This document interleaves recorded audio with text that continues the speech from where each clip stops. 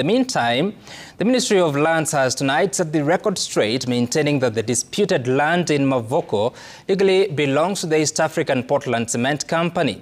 Lands Cabinet Secretary Alice Wahome emphasized that ownership documents and historical records for the contested parcel of land are registered in the name of the East African Portland Cement Limited. The CS, who recently assumed leadership at the Lands Ministry, issued a stern warning to individuals engaging in deceptive land transactions using share certificates, as Ben Kirui now reports. As bulldozers roar and structures continue to crumble in the contested 4,298-hectare parcel of land in Mavoko, Machakos County,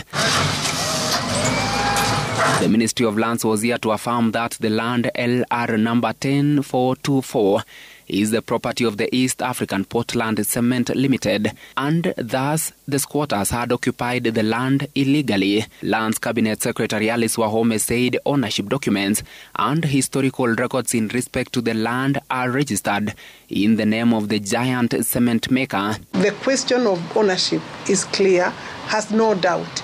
Any other person purporting to own, to be on that land, is there, unfortunately, at their own risk.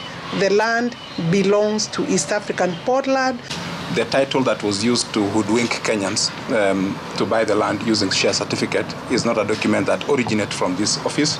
It's a fake document that might have been printed in River Road, and that the ownership of the land in regards to in terms of the documentation that we have is not in dispute. The Ministry of Lands also placing the responsibility on Malu Kenya Farmers Association to compensate eviction victims should ongoing investigations conclude that the society engaged in fraudulent activities. You know, if we go to compensate the government, to compensate people who are conned by an individual and the individual is set free, then we will not be doing the right thing. I think my position should be, or the position that we should take, is that everyone should take their responsibility. If IMIMA hoodwinked and conned Kenyans, IMIMA should compensate the Kenyans. The CS also firing a warning shot to individuals duping Kenyans to purchase land with a share certificates. The CS underscoring that share certificates are not legally recognized documents to confirm land ownership. Share certificates are not legal documentations to confer land ownership. Those confer shares in a particular company.